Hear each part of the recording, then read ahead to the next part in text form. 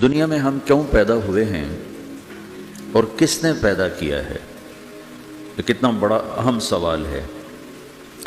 کس نے پیدا کیا ہے؟ کیوں آ گئے؟ کیوں مر جاتے ہیں؟ مر کے کہاں چلے جاتے ہیں؟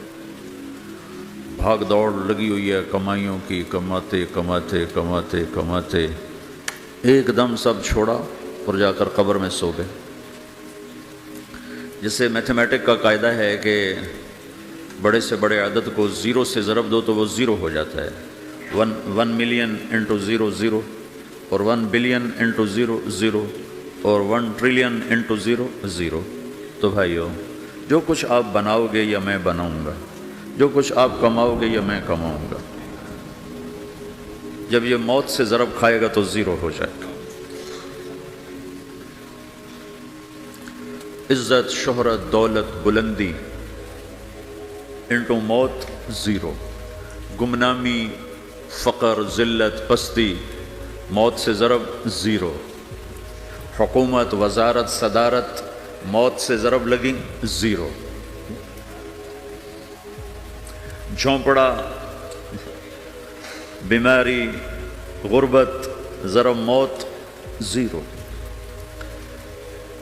میں مکہ میں تھا جب ملک فہد مرحوم فوت ہوئے۔ ملک فہد کی بڑی خدمت ہے مسجد نبوی اور حرم کے لیے۔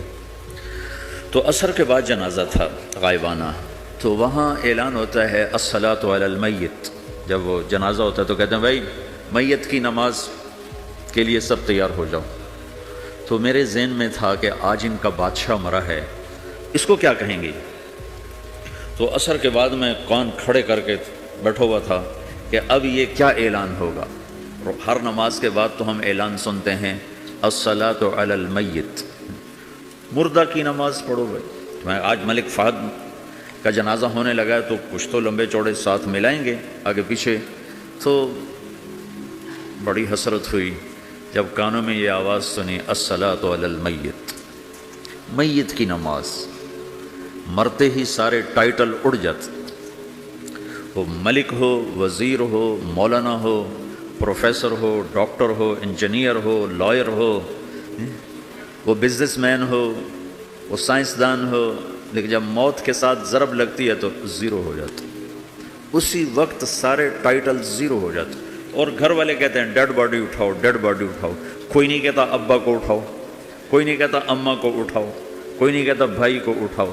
میت اٹھاؤ بھائی، میت اٹھاؤ بھائی، ڈیڈ باڈی اٹھاؤ بھائی۔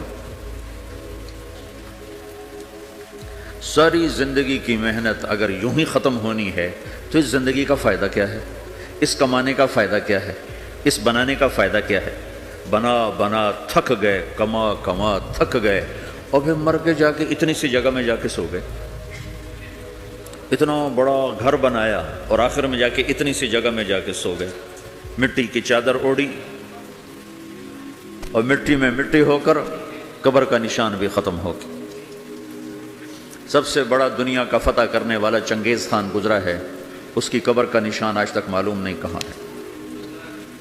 تو اب یہ میں نے سوال اٹھایا ہے کہ ہمیں کس نے بنایا، ہمیں کیوں بنایا، ہم سے کیا چاہتا ہے، موت کیا چیز ہے، موت کے بعد کچھ ہے یا زیرو ہے؟